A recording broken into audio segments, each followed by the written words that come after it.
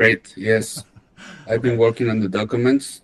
I Okay. didn't finish the whole approach, Mm. but getting there. Getting there. Okay. Let's talk about what we can do. So, let's see. Where do we start? So, first of all, tell me about 1,000 cubic meters per day clean water. Is that a figure that's familiar with you?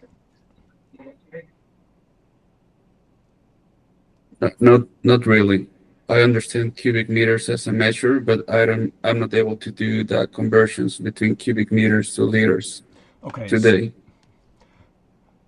For the RO system, what size do you need for liters? Can we start from plant and go from there? Plant. Yeah. I You want me? mean, Which specific document you want me to? no, I meant if we're gonna talk about liters of water, can we start about the need per plant per day? Yeah. Yeah. Let's. I like it. Let's do it. Send me a link to the So chat box. Where are we working on here? Okay. Let's see. Are we going to the open source Blueberries? Open source I'll send you the link water here. production. Okay. Go ahead. Send me a link Yeah.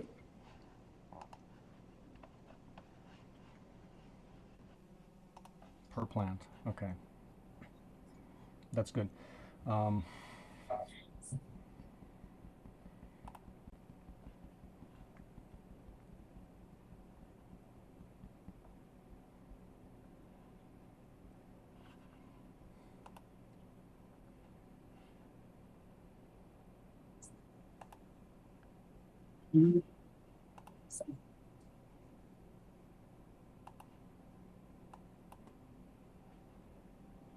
are you putting it into the chat box of the?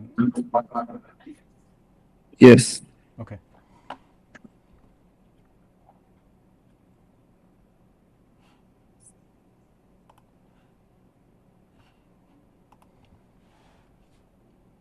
Mm, I'm gonna put 4 links where I have the full information, so you have the access as well. Okay. Hold on. Let me just organize here.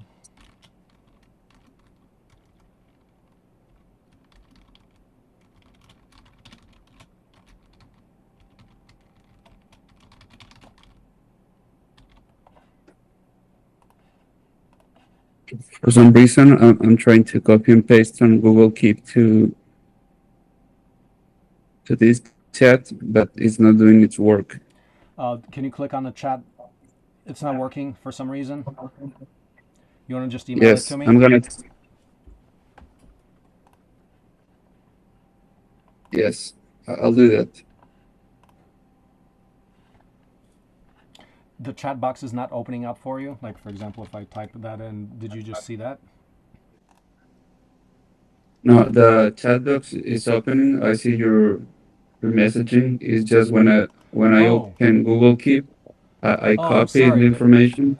There's some funky stuff here where it says that you're. I'm blocking you from sending. Why is that blocked?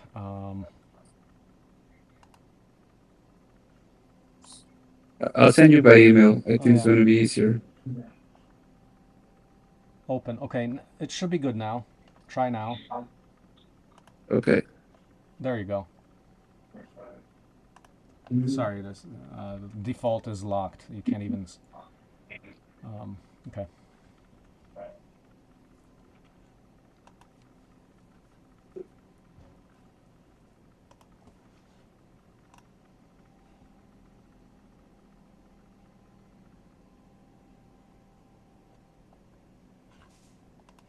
Not sure. Maybe it's about my computer, but I'll send you an email Okay, just directly email. right now.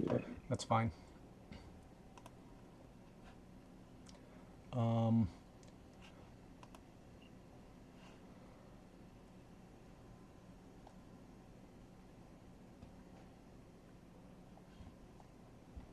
I've got good news just to share that. I mean, if you talk about large scale So we'll talk about per plant, but if you talk at large scale, 1,000 cubic meters, that's a lot.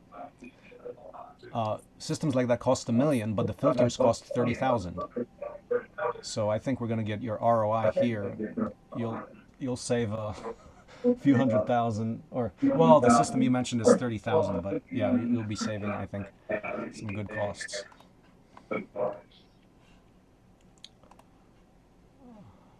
If that made sense. Lot.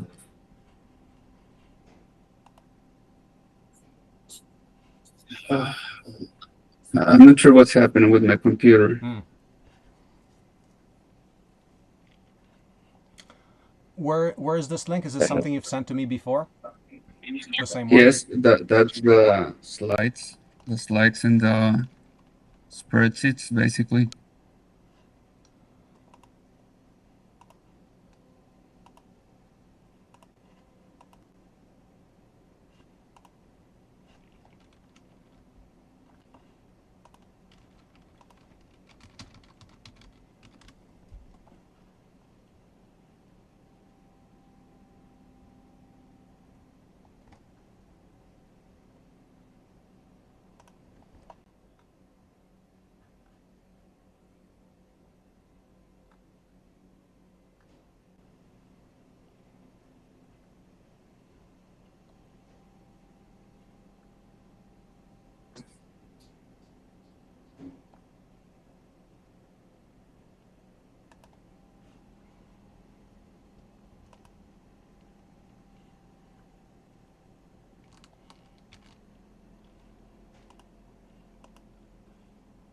Did you got the email? It's from Google Keep.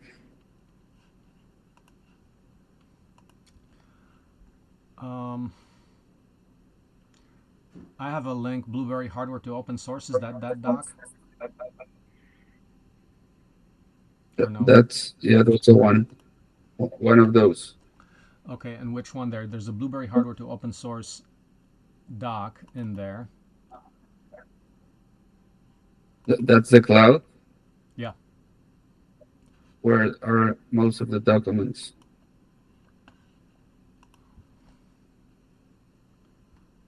Of the pictures.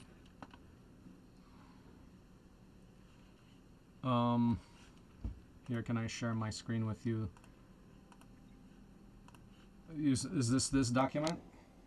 This one? Any of these?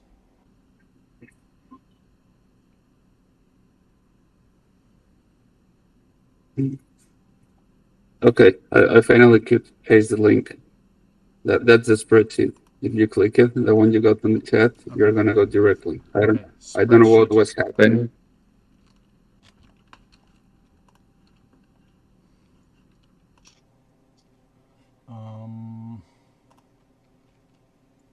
Okay. Slides.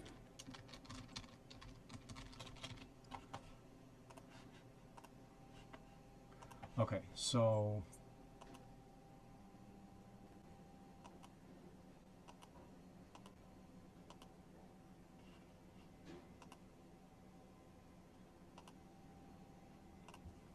okay. Okay, go ahead. So We were talking about the quantity of water, yep. and I made a question if we could do it by day Mm-hmm. and by plant, the amount of liters to make the measure from there. Okay. So I delivered the documents that are working together, the spreadsheets, the slides, and the open source ecology wiki. That's what we have in the chat. And that's where we can start working from it.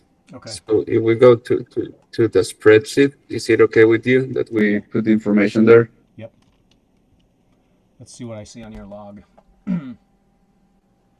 Okay. Yeah. I don't see it. Okay. Go ahead. So in a spreadsheet, where do I need to go? Let me stop presenting there. I see the tab, which is Obregon, CapEx, OpEx, USD in process. USD in process. Okay. All right. Mm-hmm. I'm on 106B. 106B. Okay. Yep. Go So ahead. it's Mm-hmm. liters per day Mm-hmm. per plant.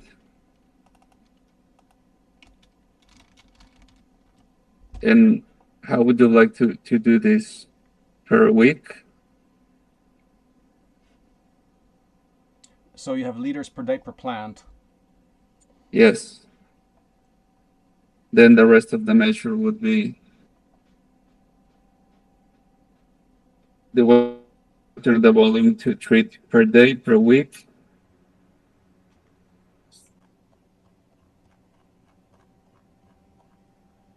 Well, what is that value?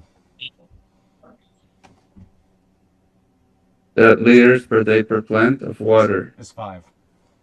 Mm-hmm. Yes. Okay. Total plants per hectare in this case, it's 5,100. Okay.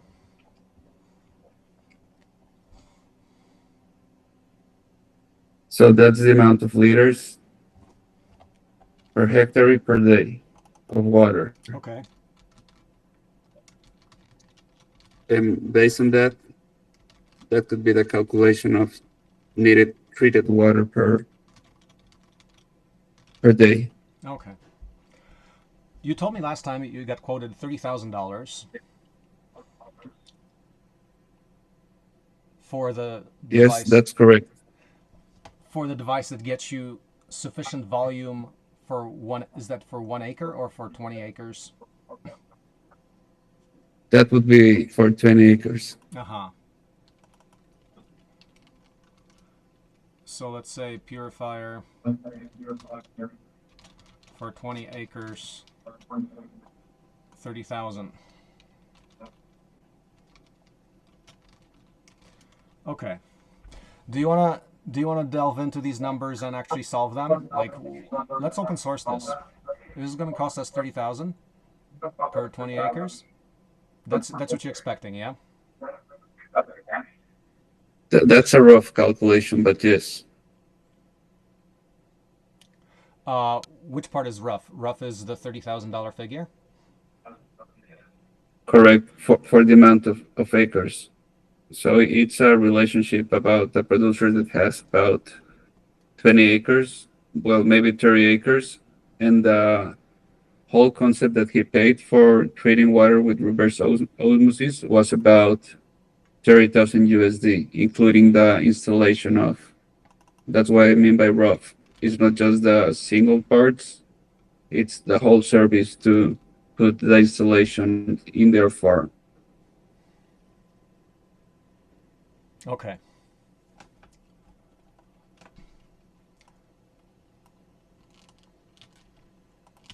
So we're talking about 20 acre scale, right?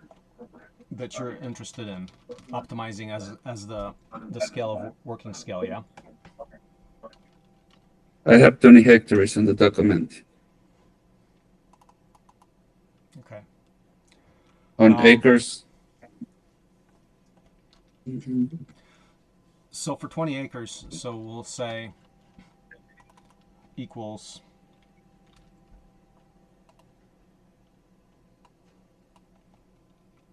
20 times this here. So you're talking about 510,000 liters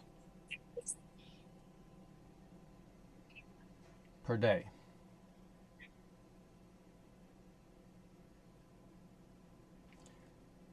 Cubic meter is 100 by 100. Cubic meter is, I think, 100,000 liters. Let's see. No, it's 1,000. Cubic meter is should be 1,000 liters. Yeah, of course. So you're talking about 510 cubic meters. 510 cubic meters. Okay. 510 cubic meters. 30,000. So they quoted you. Do you have a copy of that quote? And they showed you That's going to do 510,000. I don't have it with me exactly, but if we put the amount of liters here or cubic meters, I could go to that person and really clarify the amount of liters that they process with this amount of USD of investment. Okay. So, would you like to go into the details of this number and actually start designing what we need to do and how do we think about this? Yes. Okay. So, um, let's go to this open. So, slide. Let me share my screen again so you see what I'm doing. I'll show you. So, how do we solve this problem? Because last time we said, hey, let's talk about water. Let's talk about harvesting. A big step about water is we're trying to identify, well, is the purifier a critical rate limiting step in terms of capex, or is it actually going to be the pots and things and say the drainage system that you're able to recycle water? Right? So, do you have any notions of what the answer to that question is? Is your purifier, i.e., desalinator for brackish water, is that the limiting? Is that the huge capex cost, or is that minor?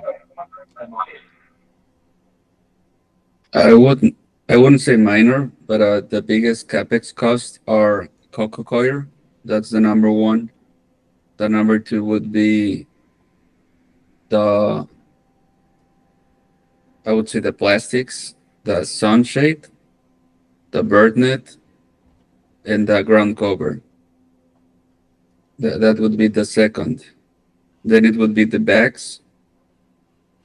Then would be the plants, the cost per each plant. Then the water treatment, irrigation system. I mean the controller, the filters, the water hose with pumps included. Then would be the cost of the reservoir.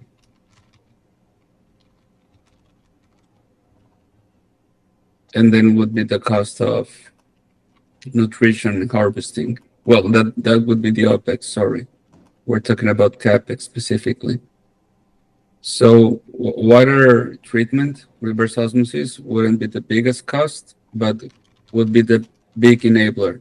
Having access to something like that and being able to have it more economic, that would be an access to be able to plant there.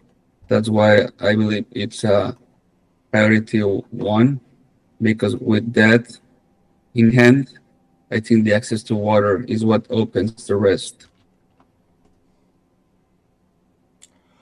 Um,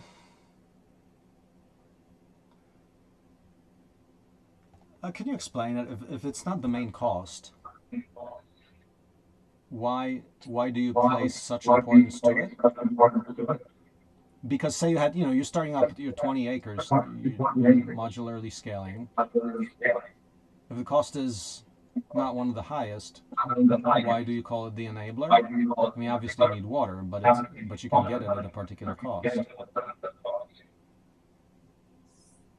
Because of the quality of water. Since now we're in drought, most of the water, the quality has gone with more salty, if we can see it, view it that way. So the end result of the quality of the produce, in this case of the fruit, is not getting where it should be. So the whole business is not being paid enough. And going back to the reverse osmosis plant, I meant 30,000 for a certain amount of plants. In that case, it was 15 hectares of blueberries that are paying to have access to certain amount of water, but that's limited. If they want to increase the amount of water they could treat, they would have to invest at least another 30,000. So there is the concept of modularity that is not included in this type of building of reverse osmosis. So people pays the least they need to pay to have at least certain amount of treated water. I get it. Okay. So let's go back. Can you go into the? Can you help me edit this in this doc? Let's go Yes. through that list again. So let's break this down again. So I'm gonna paste you the where I'm at in the doc. Oh wait, did I tape it right? No, maybe not. Try that last one. I'm in that doc. Help me edit. I didn't catch what you were saying before. So you said coca choir, pots, no ground cover. Help me arrange that in the order of Yes. cost breakdown by order by importance.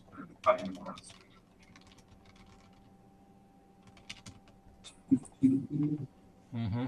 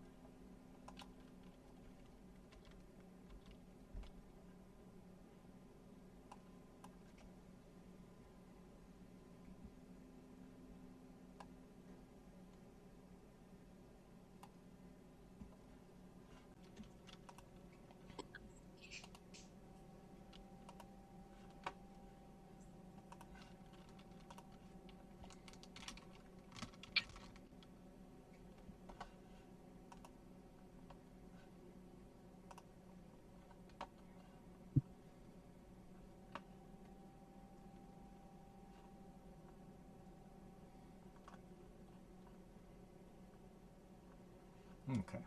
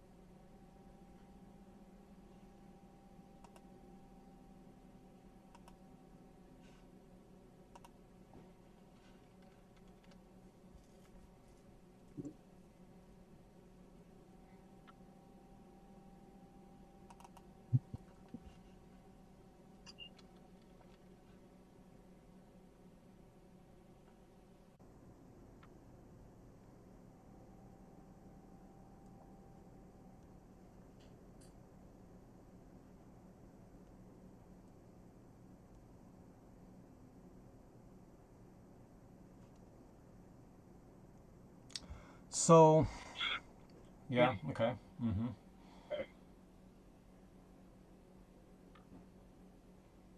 I think that that would be it for now. Okay,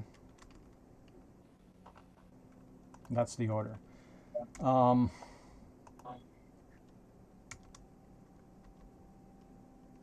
okay, so we're looking at water treatment first because that's a thing you can impact because you think that the other things.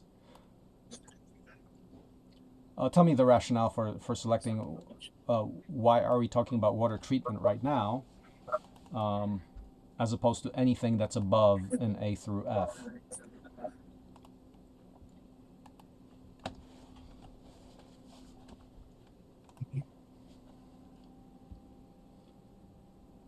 I forgot to mention about the drill of a well Mm-hmm. in case the place doesn't have any well. Mm-hmm. That would be one of the highest cost. In Mexico, it's about 8 million pesos for a finished well of about 80 meters. Well, it depends on how much it can access the water, but let's say of 100 meters profound. Mm-hmm. 8 million pesos. Correct. Mexican pesos. Mm-hmm. Right now, this give about 70 liters per second.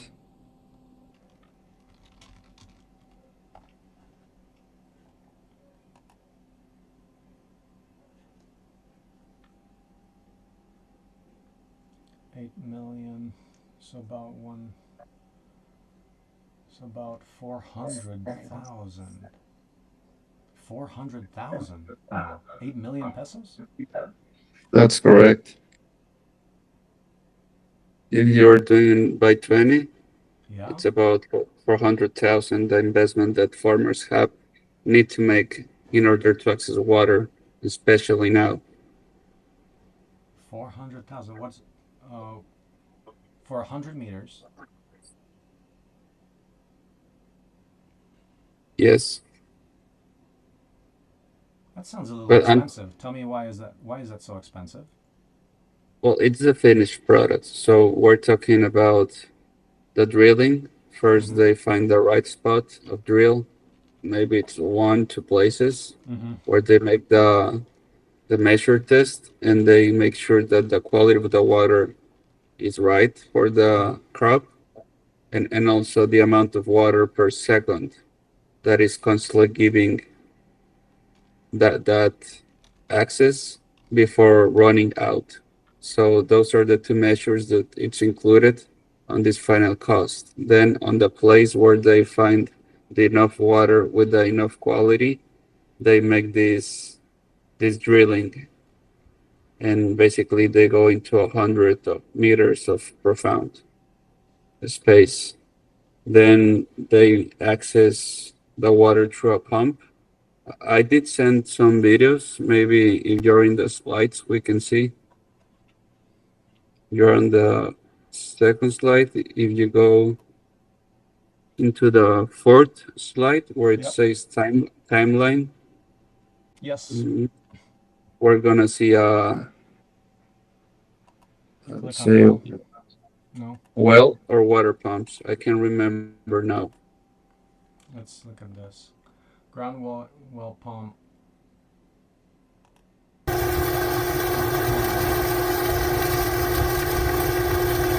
So something like that in the video. You're talking 400K for that finished product. Correct. So on the one it says water pumps, if you open it, you're gonna see a video of the finished product that it's getting the water outside of the ground. So Mm-hmm. you'll see a big pump and you'll see some irrigation components just to take out the water. But that's the finished product of testing, finding the right water, the Yeah. enough water, liters per second, the drilling, Mm-hmm. then the pumps, and make it a finished product that the farmer can access for water. That's the 400,000 that is currently in the Mexican market. Then, if you go into a number three, where on the slides, where it says reservoir, you're gonna see the finished product. It's a video where it's basically the excavation. Mm-hmm. It has a plastic underlined, Mm-hmm. and then it has the water access. So in that video, it's gonna start flowing some water. It's gonna start filling the reservoir. That's basically where what is currently used in the farms in order to be able to hold water when there's access to it. And that's something needed as well on the project Yes. I'm That's building. in your case. Are you going to be pumping brackish water into this reservoir, or that's going to be purified? Brackish as in salty. Oh, yeah, no, I got it, but I would say that this reservoir is for the clean water. What I mean by clean water is having the C at least on 0.5. Or the other option I want to use this reservoir as well is for doing the recycling of water from the pots into the back to the reservoir. Remember Mm-hmm. last time that we saw the pictures? Mm-hmm.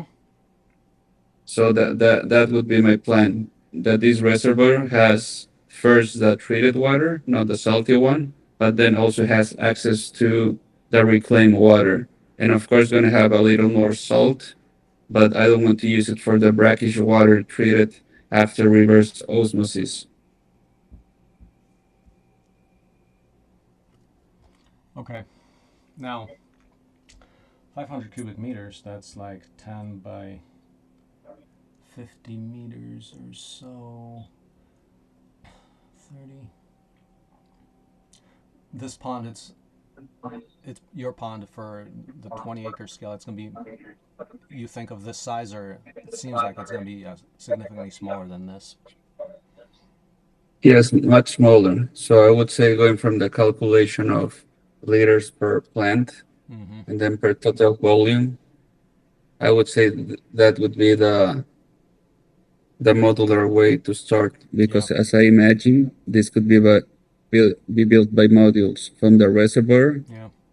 to the rest of the investments, which would be the ground cover, bird net, sunshade, pots, cocoa coir, among others.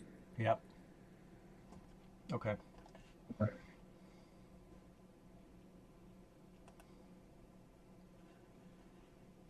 Good.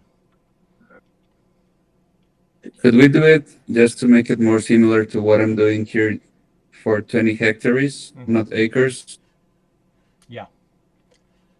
That would Yes. be 49 acres Okay. about, or we could do 50 if it works better. Mm-hmm. Let's do that.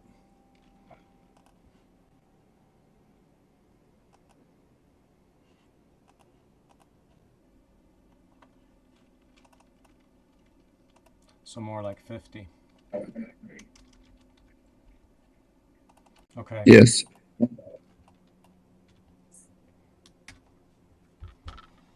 So 1 million, that's liters. correct. Liter, 10 of those, 1,000. So talking about approximately 1,000 cubic meters per day. Now, um, let's do a little fact check. So, how much? My first question would be, how much does a commercial brackish water? So we're calling it a brackish water desalination plant for 1,000 cubic meters per day. What are some baselines? Let me go to chat real quick. Um, what is an off-the-shelf cost for a 1,000 cubic meter. That means a million liter brackish water reverse osmosis system. Because I was googling that up and I was getting a figure like a million. So that's why my A question. million. No, it's not. It's not. Okay, yeah, yeah. No, you're good. It says between $10,000 to $90,000. Yeah, which is in the 30,000 range. Yeah.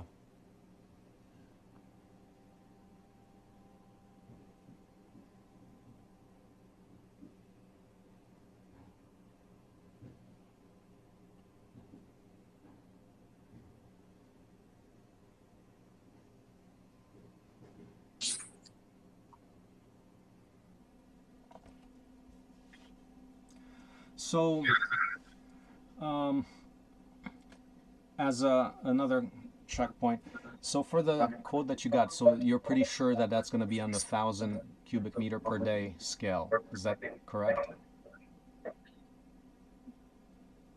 Basically, the million. No, not 100%. I can make sure, and then I can document from there. But the amount of liters total, I'm not 100% sure on the Okay. 30,000 quote. Do you have access to that right now? Can you look that up right now? Because that kind of the the logic there is what is the cost of the membranes? So you're talking about these cartridges. I was looking at that, and it's like that big and long.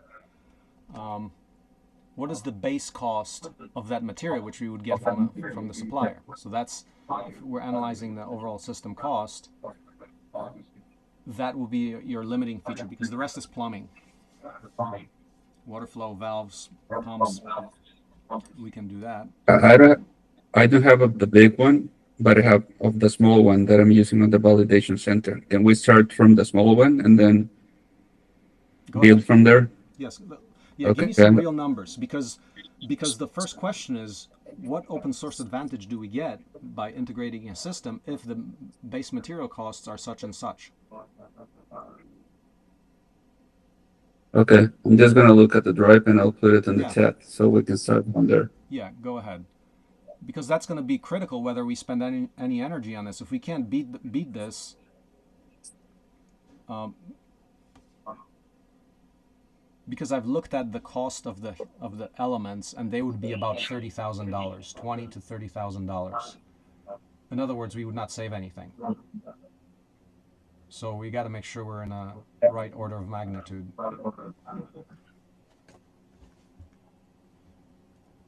Got it.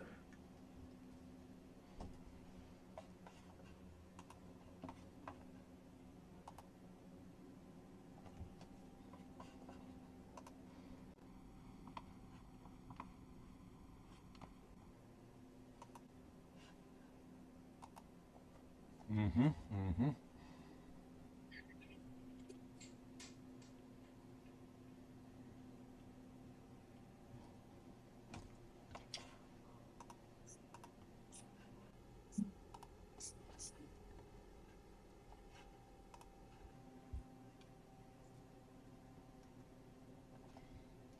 Let me know when you pumped it in there. Yes, I'm looking for the document. Yep. I'll let you know.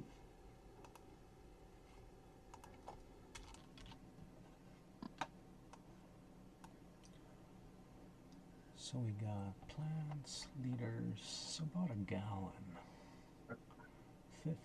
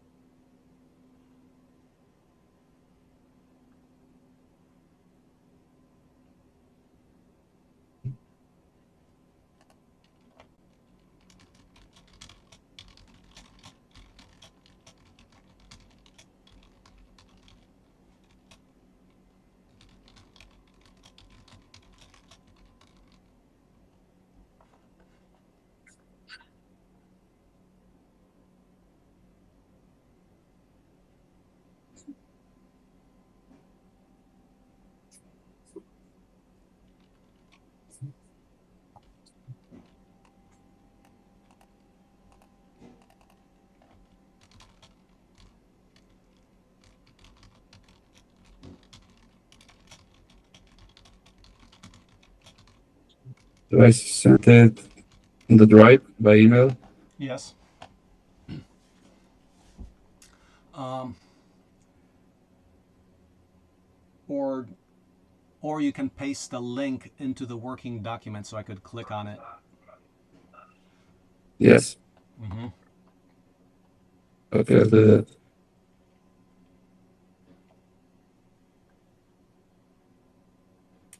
Do you use ChatGPT?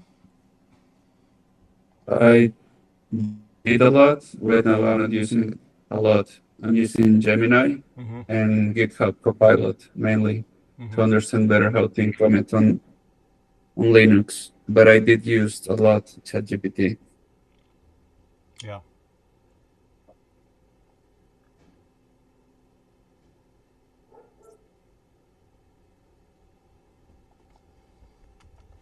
Do you recommend using it often? Yes. I do recommend ChatGPT. I'm using one that I pay $20 a month for, and it's very impressive. So, for example, right now, I can tell you, I'm just using ChatGPT, and I'm telling you that 1,000, basically the million liter per day that you need, costs between $20 and $30,000 just for the membranes. I'm also getting that the balance of system, if you get a system like that, it's going to cost about a quarter million off the shelf. So that's why I'm questioning your quote of $30,000 for that system. And that's the LLM that you recommend the most? ChatGPT? Yeah, Yes. yes, I would. I've had good results with it. Yeah, it's definitely useful. I was able to calculate, like for example, with the housing, to calculate the truss design and things like that. Very useful. Yeah, and you have to More than yes. know what you're telling it to check it because it'll tell you a bunch of bullshit too. So you got to know what's real, not so. It's an assistant, but it's not a replacement. Agree. Mm-hmm. You got it on the chat. It's in Spanish, I'm aware, Okay. but we can see it from here. Okay. Let me. Can you pump it whenever you pump this stuff? Can you do this into the work doc so we can access it later? So, for example, Oh, correct. yeah, can you do that while I am looking at that? Okay. So here we go. Um,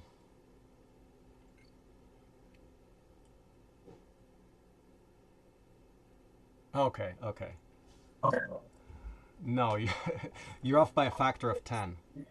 So, um, what you got here is 3,000 gallons per day. So about, nominally, let's say 10,000 liters. Okay, that's 100 times less than what I'm telling what 1,000 cubic meters per day is. So you're talking about a system 100th the size. So that kind of This is I didn't 12,000. pay 30K. I paid 170,000 pesos, Oh, which that would be 170 divided by 20, a 9,000 US dollars 40. finished product installed. How much? Again? Say it again. 9,000 US dollars finished product installed. Okay. Okay. So let's get that data point.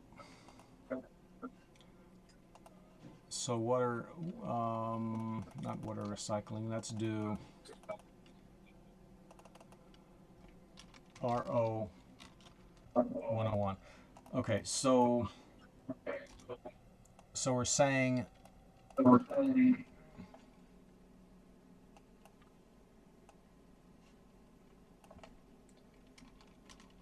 9,000 USD for about 12,000 liters per day.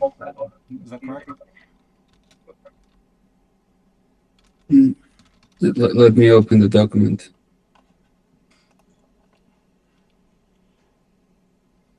I think Yeah, it says it's a osmosis inversa comercial de piso. 12,000 liters every day, every 22 hours. Yeah, what's de piso mean? From the floor? De piso? Yeah, yes, correct. That's floor. Oh, does that mean off the shelf? Comercial de piso means off the shelf? Correct. Oh, okay. That's the term. All right. Um, 12,000 liters. Okay. So if this scales to what you need, then the answer is what I suspected from GPT chat, which is if this is about 100 times less than what you need, so it's 12,000 versus 1 million or 1,200. So you're talking about 100 times 9,000. You're talking about close to $1 million. So I've got good news for you. We can kill it because the filter elements cost only 30,000. So you're going to save yourself $870,000. Yes.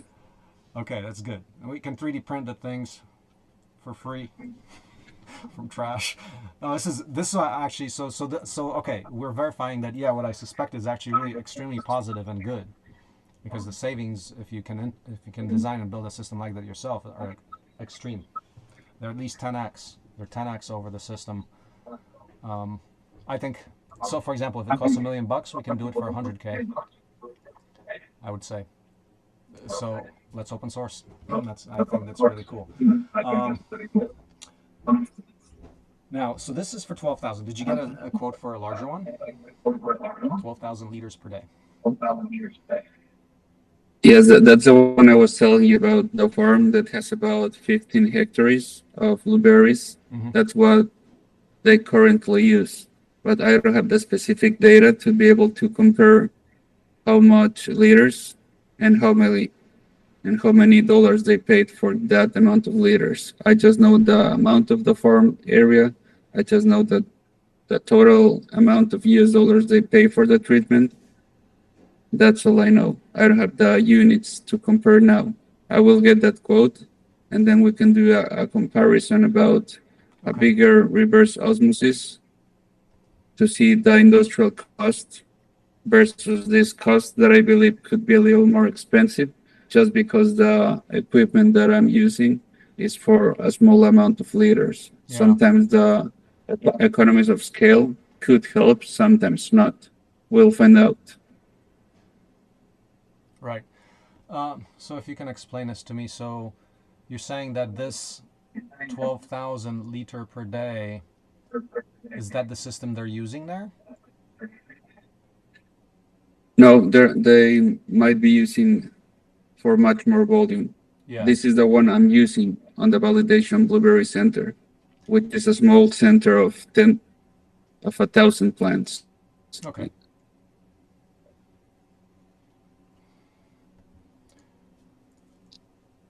Exactly. But for That's the sure, couple of thousand plants. Yeah. let's open source. I mean, I see the biggest strategy on the Blueberry open source project from procurement. That's where things are going to start really improving, having a much less expensive capex. It's going to make things lighter for be able to get the return of investment year one. So let me ask you this then. Yeah, I mean, okay, so we're saying, so our initial, let me paste that in there. So if, so I'm on page 3, if 9,000 USD for 12,000 liters, and you already bought this one, this is the one you actually bought? The one you just saw, correct. Mm-hmm, The mm-hmm. 9,000. Used for 1,000 test plants. So you'd say you're feeding them like 5 liters per day? Of water? Yes, that's the average. Okay, great. If this, um,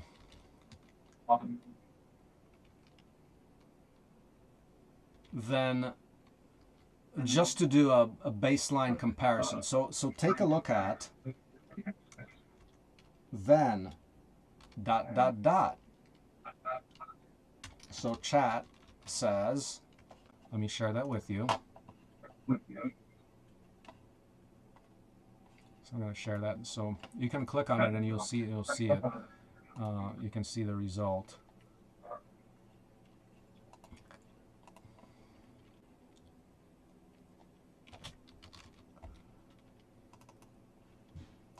So that we can make a comparison. So we're doing a little study. We're saying, okay, if I need 12,000 liters, what do the actual filter elements cost?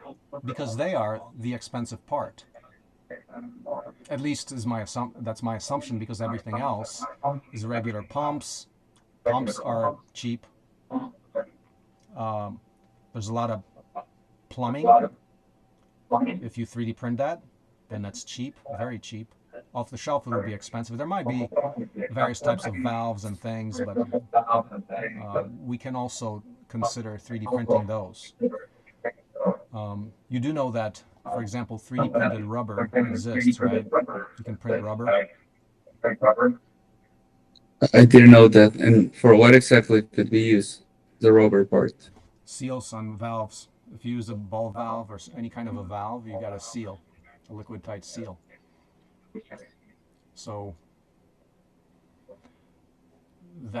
we could do that, or just get commercial off the shelf valves, which at this scale they can be expensive. Okay. Assumption is that, yeah, we can handle the balance of system. Let's take a look at what the filters actually cost, and let's see, well, can we actually do that for $9,000? A system like this for $9,000? I'm pretty sure that if it's just plumbing and a pump, the majority of the cost is going to be the membrane, because it's a DuPont proprietary high-tech product. So Probably. yep. So if chat says this, what is our baseline? So we're doing some logic here. We're doing some reasoning, and we're saying, okay, what does a filter element cost? Okay. So we go up in that chat, and we have yeah, let's see.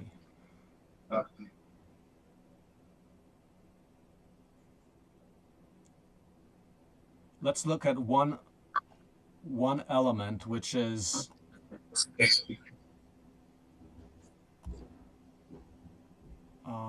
rule of thumb, it's about 40 cubic meters for one element for one of these. Did you click on that chat? I didn't, because it didn't arrive on the Google chat. Could you paste it again? No, I didn't paste it. I put it into slide number 3, page 3. Got it. Okay. Chat says this. Click on it. And up, if you scroll up just a little bit to like target capacity, we were talking about 1,000 cubic meters per day, but we're just saying these 8-inch by 40-inch. So these are like these fat sausages, like this, 8-inch by 40 inches. So 8-inch, like 8 times 2.5, like 20 centimeter diameter filters. Do you picture inches, or you just do centimeter? I can do both. Okay. So let's say Understand 8-inch. both. I do centimeters more often, but I can do inches. Yep. One of those filters does 40 cubic meters per day. That's 40,000 liters per day. One filter is more than enough. One filter costs $750. So we've got less than 1,000 in the filter element. Yeah, we can do it for 9,000. So yeah, we'll probably see what we're saying there. So it's target capacity and membrane element sizing. Do you see that? Point one and point two. Yes. Mm-hmm. So yeah, this looks very positive.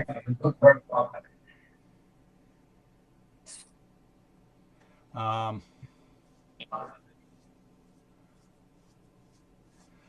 10. So the chat says the membranes are only 10% of the cost, while pumps, vessels, controls, and pretreatment dominate. Yeah, well, we can open source all of that, so we can probably make the filter element cost dominate. But that, yeah, okay. So it looks really good, and that's the basic study. So what's our next step? Um, would you like to go straight to open sourcing this? Well, we probably what we want to do here is replicate this 10,000 liter per day, and then move up. So do a prototype and do that for like, you want to spend like a couple of thousand or a few thousand on that, and then, I mean, if we talk about rollout, we got to get you some 3D printers. Unless you want to do like, unless we just do this with, we have to look into the details of geometries and everything from there. But I suspect that um, the expense comes now. You've got custom housings and element to house the elements. If you 3D print, that cost goes pretty much to zero. So I would immediately see that, yeah, we need to get the 3D printers up and running, and we want to stick those RO elements in there, put some pumps on, and there we go. So the advantage there is you can get complex plumbing geometry using 3D printing. So that's really good. That's a total a great application for 3D printing, and I think we can actually. I think this could be actually this what we're talking about right now could be a killer app for 3D printing and talking about water purification, which people have asked me a lot of times throughout the project. Like, what about water purification? Uh, well, it's right here, so we'll do it. Let's go over just to get so I see great potential here. Let's go over some of the other items on page number. Was that page number 2? In fact, let's One difference, yes. in fact let's move One on. difference about, Mm-hmm. sorry, Go ahead. one difference is water treated and other is water purification for this project. I understand the difference would be maybe having UV rays to be able to eliminate any pathogen, and Mm-hmm. that could classify as purified Mm-hmm. versus just doing the reverse osmosis Mm-hmm. and put it directly into the plant.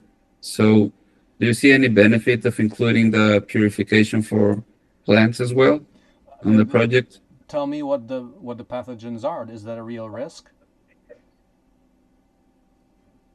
I understand after reverse osmosis, most of the matter, salts, pathogens that could be a Yeah. risk, Okay. they just go away. The purification part is more of the human on the human side than the plants. That's what I understand, but I could do some research and make a decision if it's going to be a marginal cost thing. Mm-hmm. What's in the first question one asks is what's the industry standard? When they have a reverse osmosis system, the way they do it, do they feed that water straight to the plants, or do they need to do something else?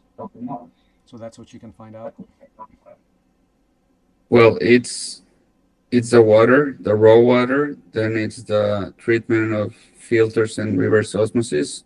Then it goes to a reservoir where it's going to be Mm-hmm. prepared with fertilizers mainly and reducing the pH of the water. Mm-hmm. I would say with sulfur acid, that's the treatment it has, and Mm-hmm. then it goes to the plant. Mm-hmm. That's the life cycle after the water treatment. Mm-hmm. Okay. We could, if you need purification, I would do ozonation. Run that from solar. Yes, that's why I mentioned if it's not going to represent a big cost, Mm-hmm. I could put it in the project. I mean the cost, Mm-hmm. or at least in the industry, Mm-hmm. and maybe open source it to see how much can we make it from here. Yep, that sounds good to me. Now, yeah, you can find that out and see if we need that. So when we come up with a system design, One question I had about the 3D printer is most of the materials I think that have the highest capex, they're made of plastic. So what would be a first step to understand what kind of plastic can I recycle in order to make a filament and start this manufacturing of 3D printing with that? you're talking about pots,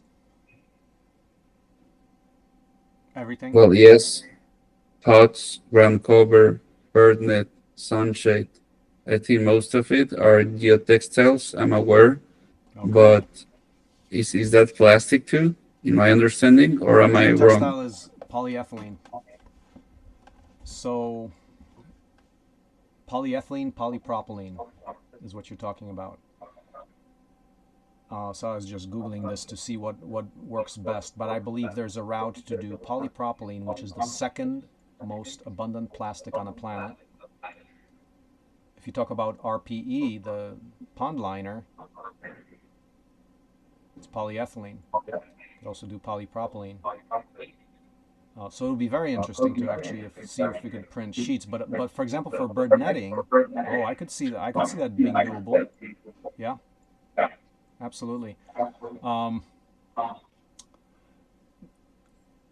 Number one criterion would be availability. Two would be printability. Printability. Polyethylene is more difficult than polypropylene, but we can do polypropylene, and that's printable. That is printable. We could. It's hard to print, and that's called innovation. But there are ways to print it, and we can innovate on that because right now, I'm not sure if anybody. I don't know what the state of art is. I know that nobody in the open source world, I haven't seen anybody do actual products. We're talking about production, real production here. So we gotta upgrade make sure our machines are working, and we develop the techniques, the process. Because the bed adhesion part is a difficulty. That's something to solve. There's ways to solve it. Um, we can work with polypropylene. We can do uh, PET filaments also could be a candidate, but I also would definitely look into thermoplastic urethanes, TPU, which is the same thing as for rubber tracks on the tractor or wheels. So that we want to use for the skid steer and stuff like that. That's also printable. It's quite durable, UV stabilizable. So the one issue we need to consider is UV stability. But I'm thinking if you talk about the pots and water recycling, you could do a pot that's got a little reservoir at the bottom and it's got connections built into it. Um, I was just looking at thermoplastic urethane, and I actually found a source in Mexico for 30 cents a pound. So yeah, it's widely available. For example, let's say we start with thermoplastic urethane, which I was just looking at today. Um, that's an option, and that TPU is actually it's rather easy to print. Oh, you want to see something? What's TPU?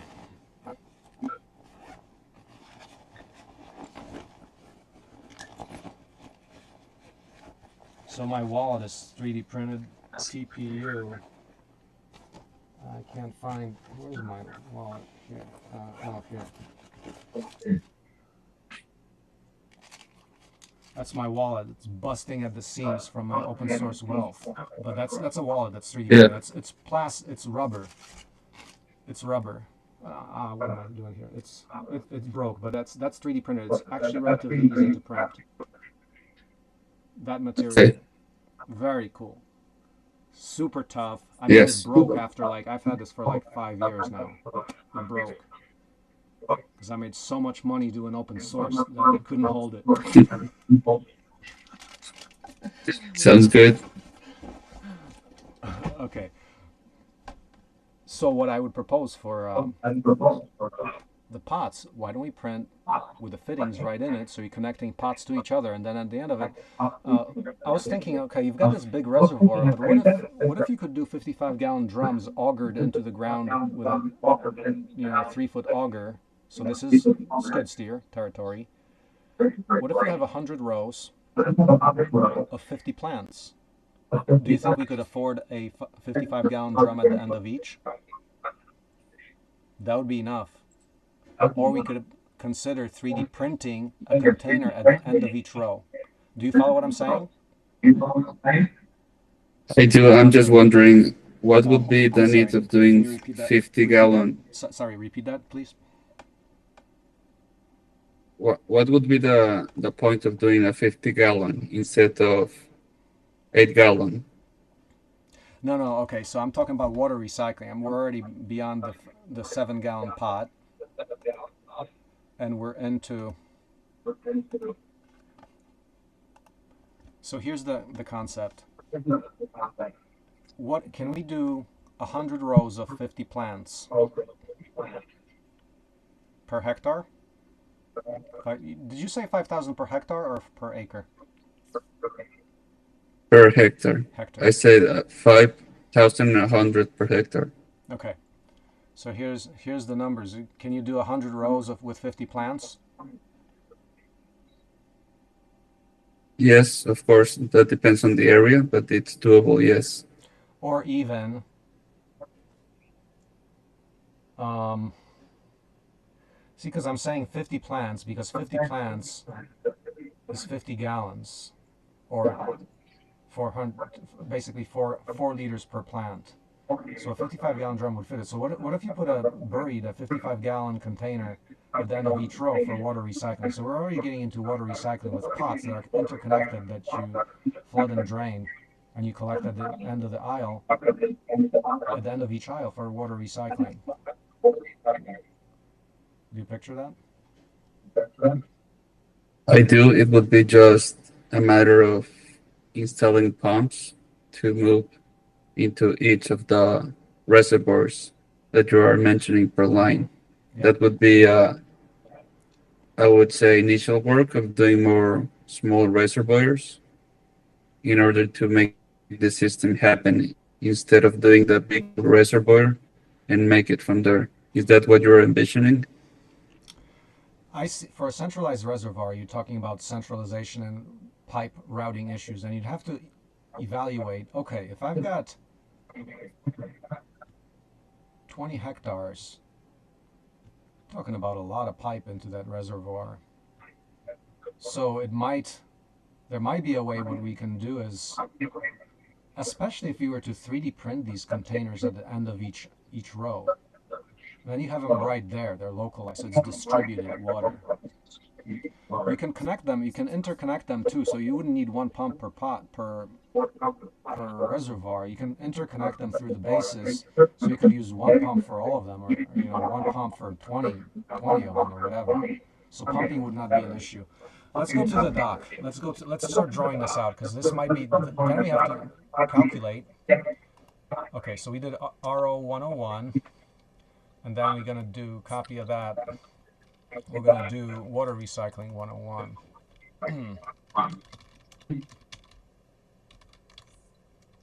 Because this, when I think about it, I mean, this is a generalized system that can work for any kind of operation, right? Which is cool. It's With generalizable. It's any, basically water pots and then water collection at the end. I'm just saying. I'm just making a comment. It's it's a common problem statement for irrigation. Like instead of having a big reservoir, you can break the reservoirs into this. So let's see if this works at all, because the idea of now logistics, water logistics, how much, where you're plumbing from one place to the next, that becomes an issue. So you've got distances. Like if you talk 20 hectares, you could have a kilometer for one return pipe, right? yes, It's a lot of pipe. It's a lot of reservoir cost and earthworks. So I would evaluate a feasibility of I mean, I'm just saying, like, that's the first thing that comes to mind when I think about a problem. I would say, okay, can we break this down into small units? Does it make any sense? And then we have to calculate the cost involved, balance of system, what does it all add up to? And then we can make a decision. Well, okay, is this big, acre sized or hectare sized reservoir what we need to do, or can we actually distribute that to all the individual rows? Because there's incremental design is possible from the very small. Like, say you do, it's very incremental, like incremental housing. You can build one row at a time, and you can actually gradually increase the size of this without capital, without needing to borrow capital even. Like, the advantage for modularity is the low costs that are potentially bootstrappable. So you actually increase size as you go. You don't have this big capex for your big pond. Maybe you could do it gradually, but let's draw out what we're talking about here. So say we've got a row. So do you see on page 2? You got a row of berries. You got another row. You got many of them. I was just thinking of that because what does a 55-gallon drum cost? Do you have access to those? If buried, they would be lifetime design pretty much. So that would be cool. To dig a 30-inch hole with a skid steer auger is very easy. So it could be actually a potentially feasible design. So you got all these rows. And I can't tell anything without actually looking at the numbers, but I would start by analyzing each situation. So you got this, and then you've got your 55-gallon drum. So that's 50. Let's say that's 50 plant rows.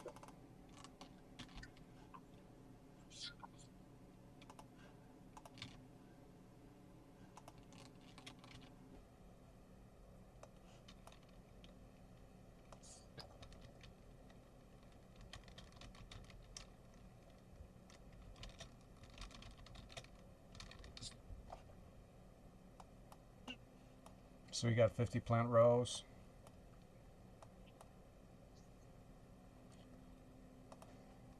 I just attached a picture on that same slide, number 2, called reservoir in surface. So if you open it, you're gonna see 3 different reservoirs.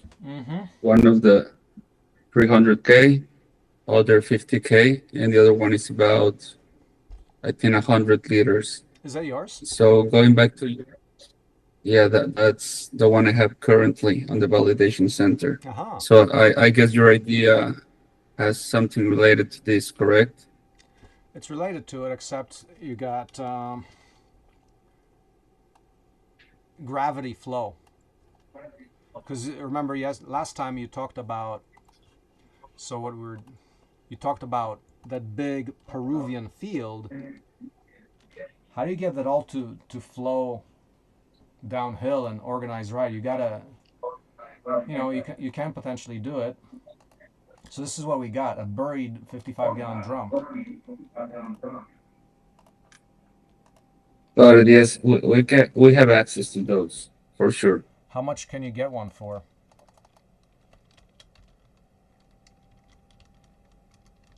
$20. I use one. $20. Yes.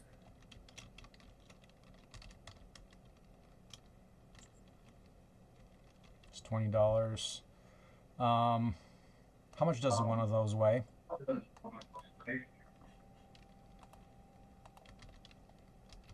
Not sure. I can research, but Little Google says weight of 55-gallon plastic drum. I would say it's 20 pounds. Yeah, it's 20 to 25 pounds. Okay. And why do I? Do you know why I like to have the weight? No, please explain. Because the first thing I talk about, I see that's plastic. I think about, okay, how much will it cost me to print it? And that's on weight, correct? Mm-hmm. Okay. Now you could get filament for you make no you can't get you can make your filament from recycled stock. Say it's polypropylene, you're gonna get 20 cents a pound. So it'll be like say $4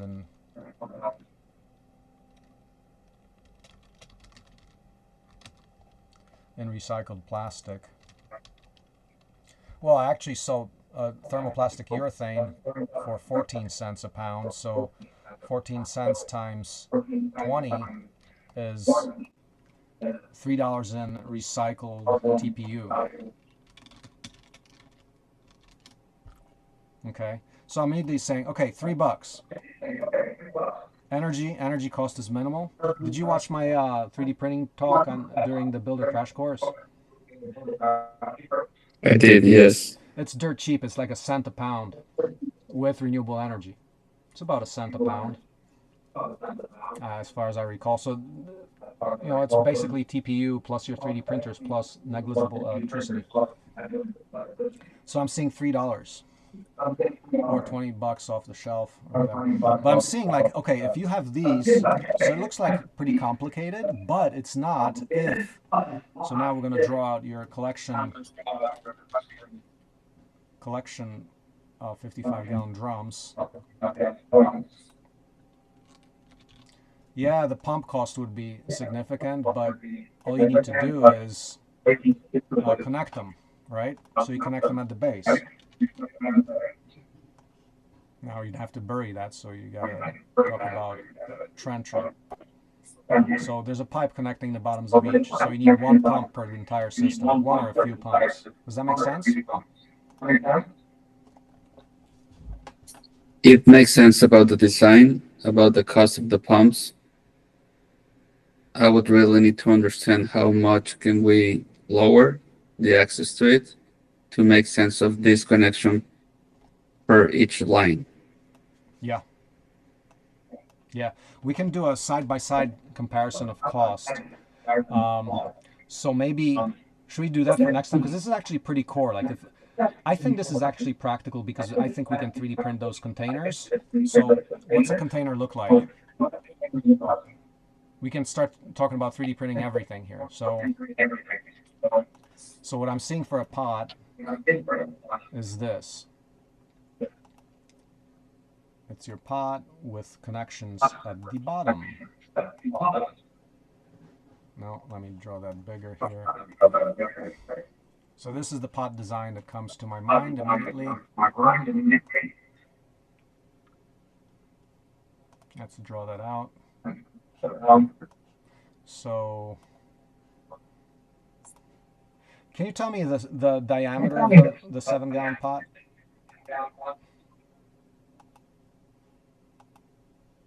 30 by 30 centimeters, How much? 30 centimeters by 30 centimeters.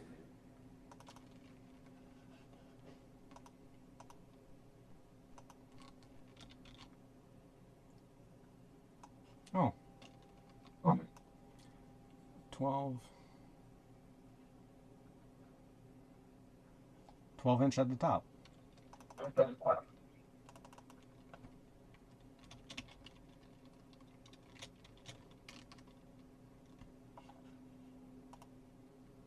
How did you get the number of the 12-inch on the top? Say it again. How did you get the number of 12-inch in the top? Well, 30 centimeters equals 12 inches. Okay, And then the height is also the same, like about? Only 12 yes. inches? These Oh, pots are that no, small? no. I thought you were asking about the base. For the 30 pot? by 30, long and height. long and wide. That's what I meant, 30 by 30. How about high? But What's the height? let me put the document. I have a picture with the whole pot. I'll just put it in this document. Yeah, One put it. moment. Um, yeah, put it in on a page. Man, that's printable. And you see what I'm doing there? I'm putting in hose connections at the bottom, 3D printed, and there's going to be a water level at the bottom to keep it wet. Can that happen? So you got water here all the time, so you never kill your plants.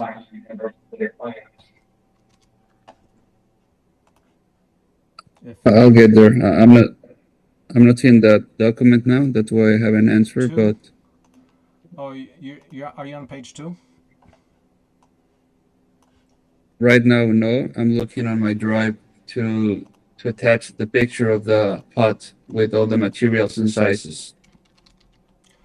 Uh, can you copy that link and paste it in the working doc that we're doing right now? That's what I'm about to do. Okay, Correct. okay, good.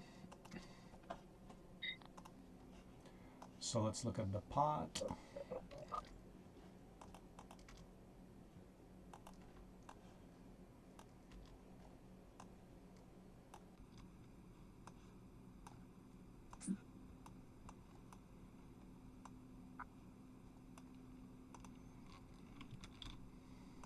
Got water at the bottom.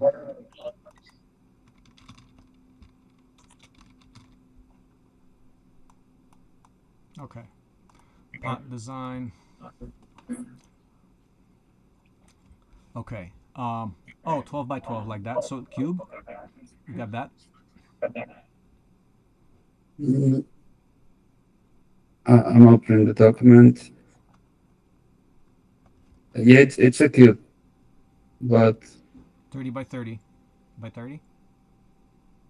yes, the one I have currently at my farm, that's 30 by 30. It has as you see on the picture, if Mm-hmm. you open it, it's gonna be a base below.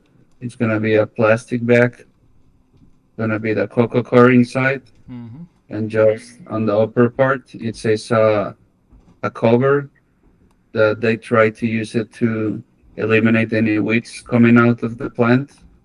But the results haven't been good since that cover has also prevented that some roots that are just going out at some part of the process, they also get stuck. So people is not using it anymore. You don't plan on using this one anymore? Well, the base, the white back, the cocoa coir, yes, but not the one that is on the upper part. That is called coconut coir cover hue. Oh, you don't want to use the cover because roots get in it. Correct. Okay. Um, But okay. the back and the base, I think that can be 3D printed for sure. Cocoa coir, it's gonna be finding a process to take the raw material and turn it into coir, being able to use it, which is 70% and 30% of fine coir. So you I want to mean, shred 70%. you want to shred coconut shells.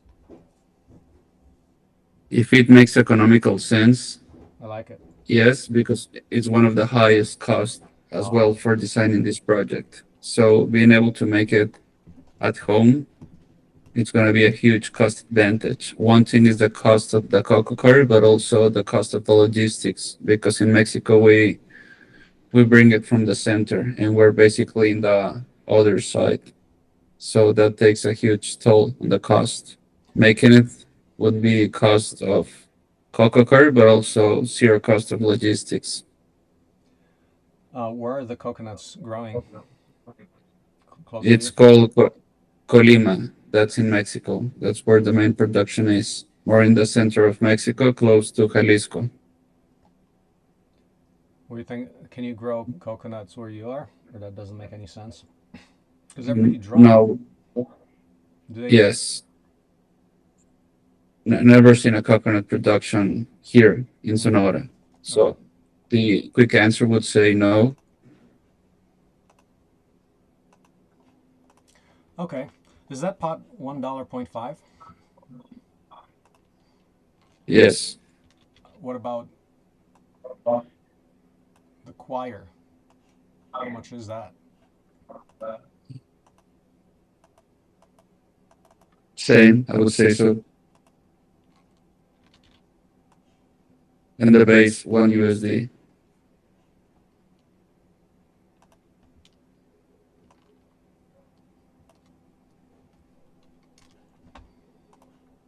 Plus logistics.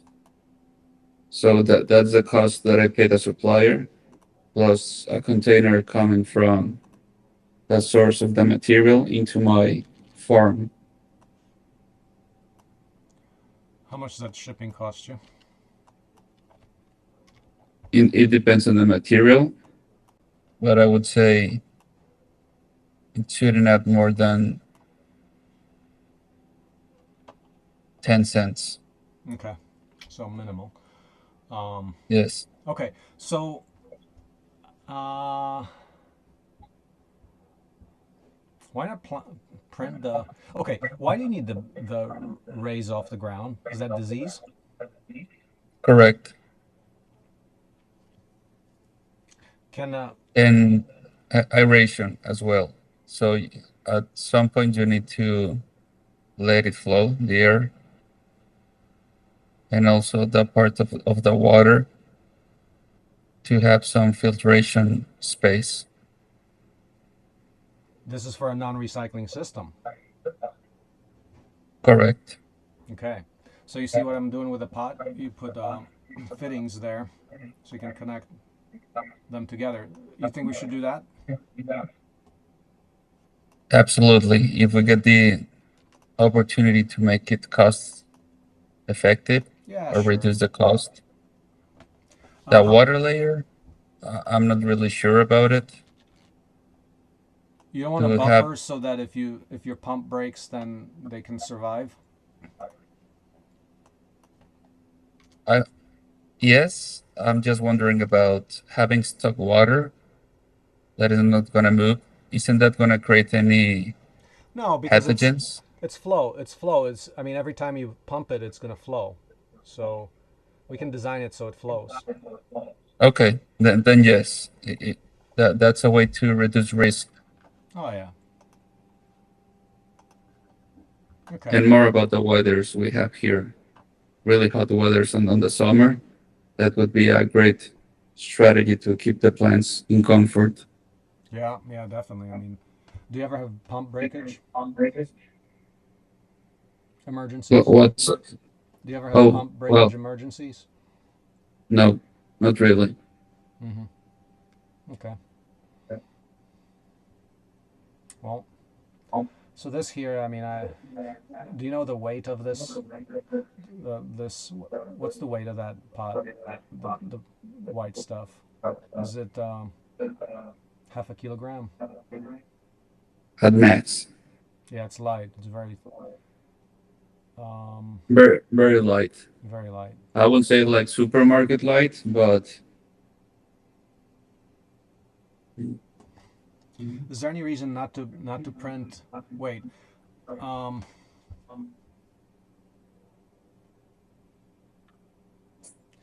wait. If this is a closed system from the bottom, why do you need a base? You don't need a base, do you? Are the pathogens nope. going to That climb up the side of the pot? I don't think you no, need a base because anymore if you don't have if you have a water recycling system. it's a closed layer, correct? The water layer, Yeah, so that's a closed structure. It doesn't make sense to put an extra base because that acts like a closed yeah, base. yeah. So and this would be your geotextile, yeah. The Yes, the ground cover,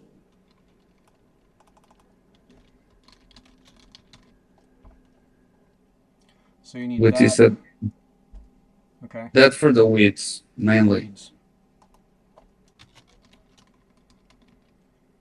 How long do you replace your ground cover every how long? 7 years. 7 years, yes. Mm-hmm. I would say that the whole project, at least on the conventional way of doing it, it's 7 years. On the 7 years, you have to put more cocoa coir or the media you're using. So 7 years is also realistic to be fixing the ground cover at least. I wouldn't say changing a lot, but at least having some maintenance on certain parts of it. So 7 years in general of materials, of course.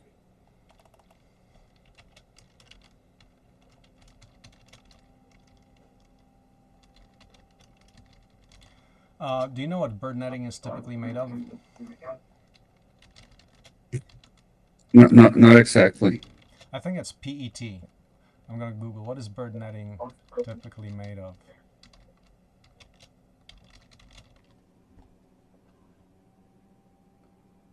Polyethylene, polypropylene, or nylon. Okay, we can print it from polypropylene. It's gonna be great. Nylon 3D prints too. You know, um, nylon is thermoplastic as well, so we can consider all those. That's interesting. Um, okay, bird netting.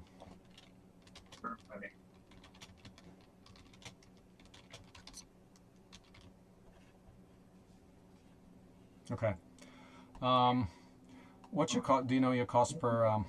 So you did $1.5 base. What's the cut? You know, like the generic cost for the ground cover and cost per plant. Yes. How much would that be? Let me look for the document. I'll say that is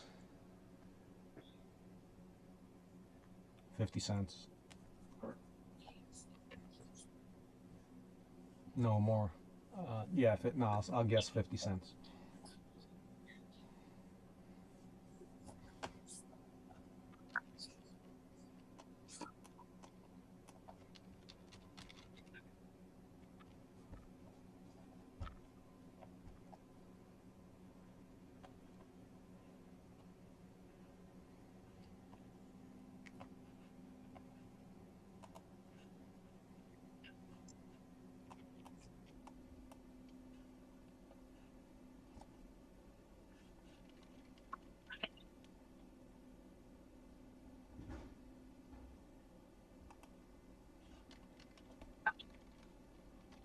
I'm looking for the document. I have the recent quote, and I'm gonna put it on the slide document. That's what I'm doing right now. Mm-hmm.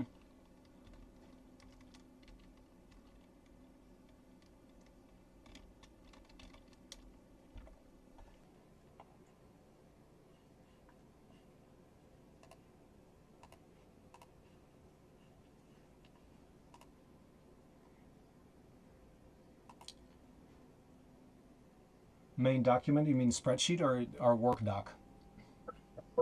The slides. Okay. Work doc. So we call those working documents. Okay. Good. Working document. Okay. Mm-hmm.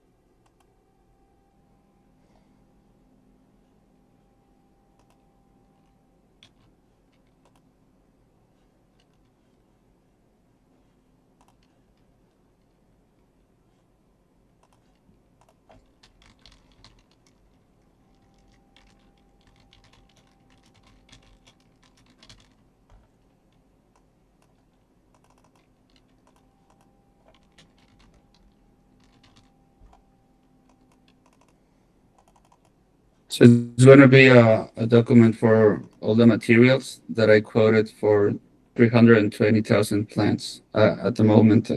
Mm-hmm. I'm going to put that to have an example of the prices that we can get at scale, at Mm-hmm. least for the direct supply. Okay. I'm just uploading to the Google Drive.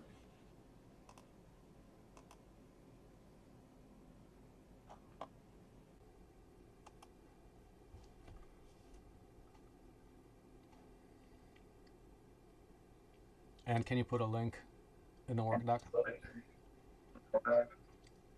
Is that something you can do right Yes, now? I'm about to. Mm-hmm. That's what I'm doing right now. Okay. Okay.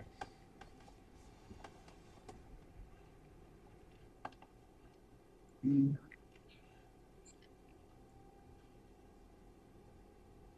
Mhm.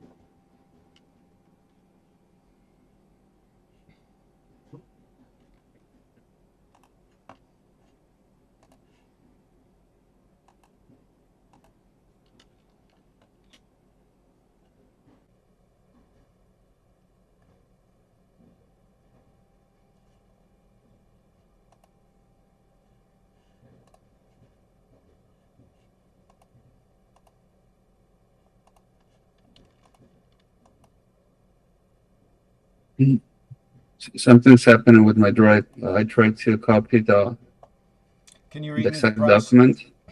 Okay. Can you read me the price? Like, do you, can you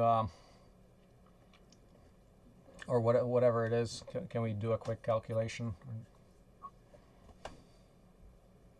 Yes. So by bag price per unit, it's about 6.77 Mexican pesos. By base is 7.9 Mexican pesos. By ground cover is 5.6 Mexican pesos. Per plant? No, that would be per meter. Okay. How many meters you need for a plant? Per meter of length?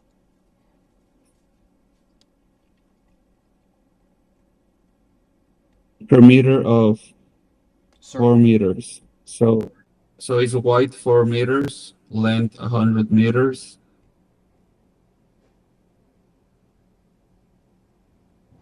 So it's per square meter.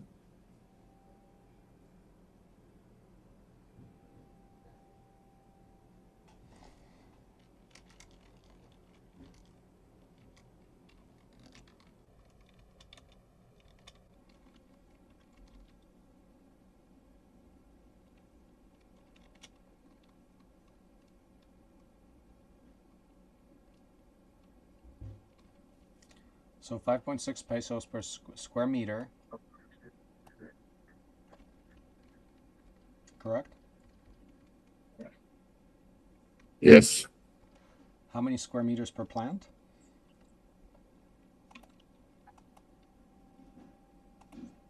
If it's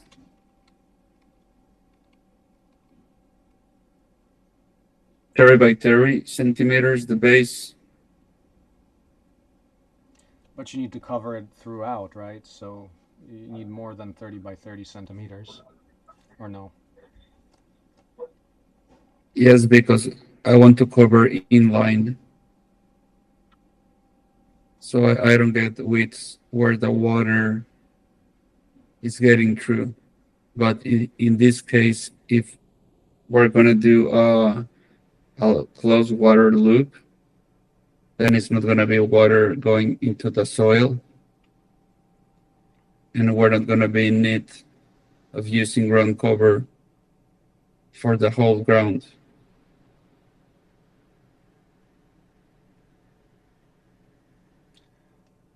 Therefore, how much do we need per plant, do you think?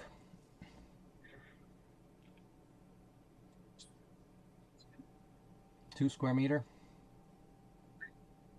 At max, and I don't have the answer because if there's not gonna be a water flow to the soil because everything's gonna be reclaimed, what is gonna be the point of? Yeah.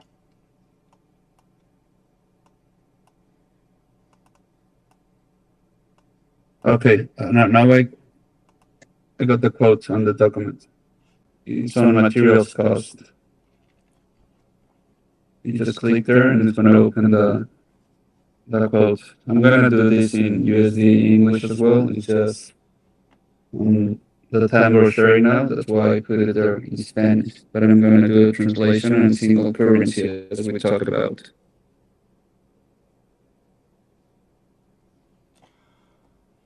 So roughly speaking, say it's 2 square meters. That's then it's like 50 cents a plant. Formerly, Yes, but in this case, I just don't see the value of the ground cover if it's not going to be water usage. But I could be wrong. yeah, yeah. Um,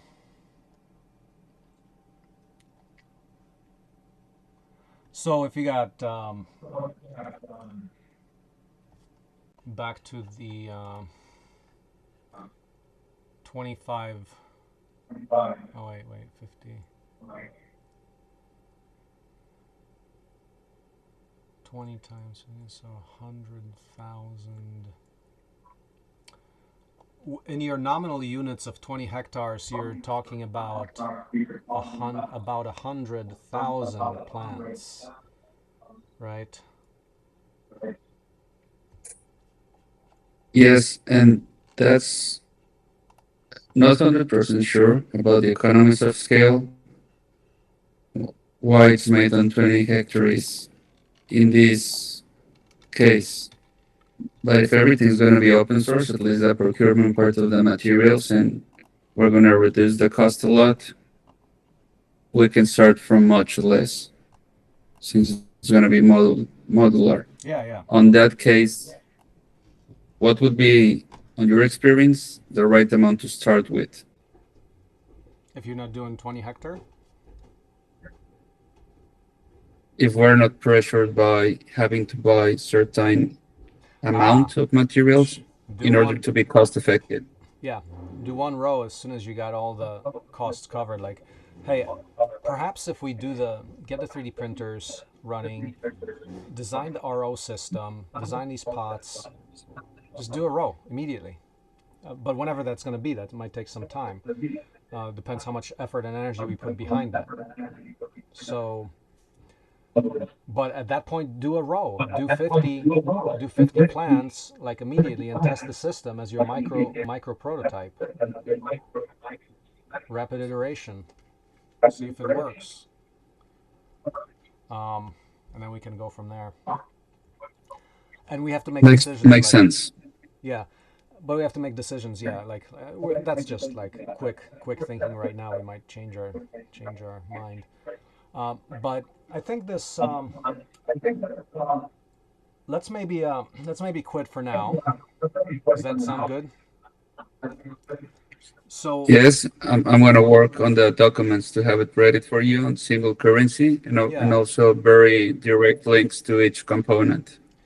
I think what we could do next time is let's evaluate if these if the pro I mean just the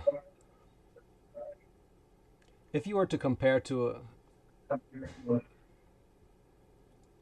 20-hectare production, but we're doing this in a modular way. Let's still compare the big reservoir versus this small 55-gallon drum style thing.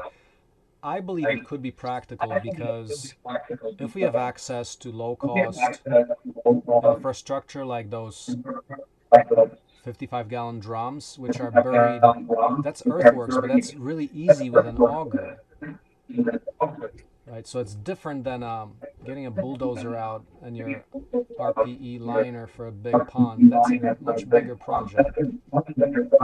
So there could be some advantages for going to micro scale like that. And they don't have to be 55-gallon drums. I'm just saying that you could combine say a few lines into. We would have to look at the water flows and all those details. Basically, do some calculations on sizing, and then we can make decisions. But from the get-go, I would say the individual lines that are attractive from the scalability, the incremental agriculture perspective, like incremental housing, right? Okay. Yeah, and then it would be Okay. balls out on.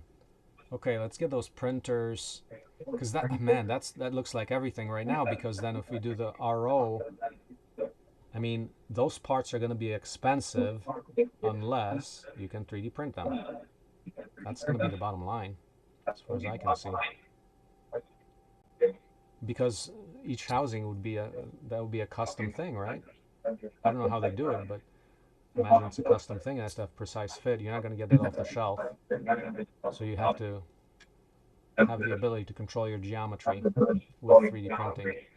So it looks like 3D printer. This is devolving into 3D printer development. Yeah, getting your print farm. So your perspective now would be more focused on 3D printing the CNC. CNC? What do you mean? There are these two technologies, as I briefly understand. 3D printing is for adding, CNC, sorry, is for reducing from a material. So if we're talking about steel, wood, that kind of material that is treated on CNC machinery.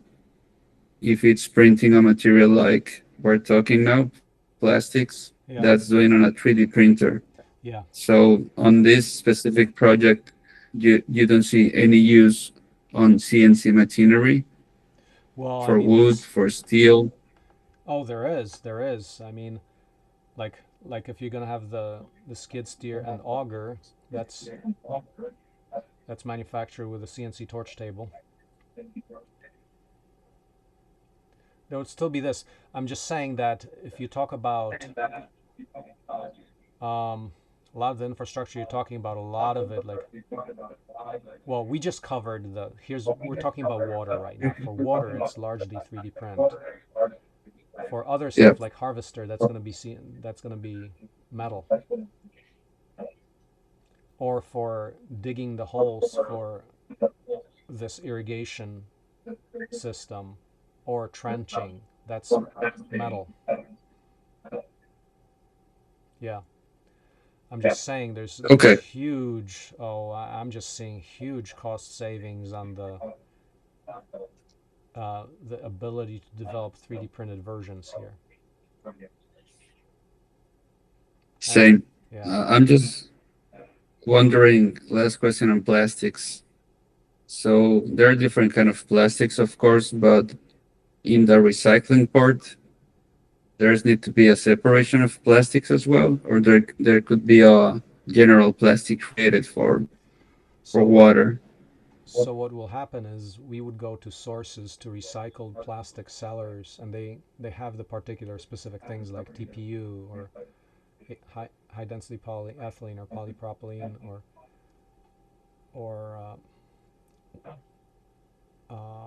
ABS or whatever. We don't have to. You're asking about the supply chain for the plastics? Yes, about how specialized it needs to be. It's very specific. You can't just you have to know what you're working with. So you have to it's going to be about controlling what your feedstocks are. So for reliable feedstocks, we would go to plastics recycling, where, for example, that source of TPU had 40 tons per month from Mexico. So that's a reliable stream, and they actually had high grade, medical grade TPU in that case, which is clear, which we would have had to add the carbon black, for example, for UV stabilization, but that kind of stuff. So yeah, no, this gets into this is all quality control and process design. You know, Okay, starting with it's reliable clear. sourcing. Yeah, Okay, let's do that.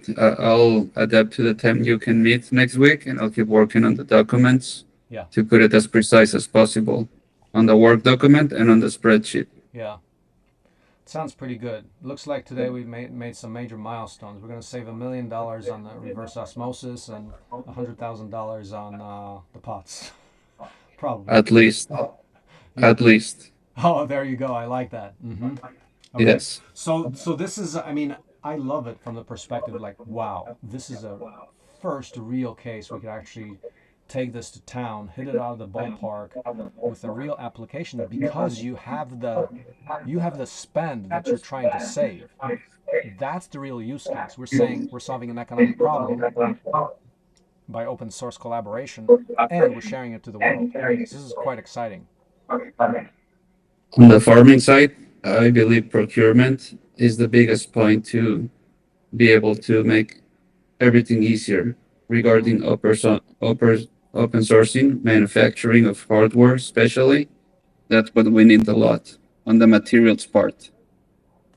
And you mean procurement is an especially big deal, which you can substitute by 3D printing, right? Yes, and especially if you're a smallholder farmer or a medium farmer, you don't Hmm. need to go that big on your pocket or on your spending Oh, to get absolutely. something going on. That's the big part to achieve. Well, it's zero marginal cost society because say you have that infrastructure, you could lend that to your farmer next door and have them start up for nothing. You charge them for the service or whatever. Yeah, yeah, Yes, agree. yep. Sounds good. This is beautiful. So yeah, let's talk next week again, and we'll continue this. This is great. So thank you. Thank you, Marcin. Take care then. Bye. Bye bye. You too.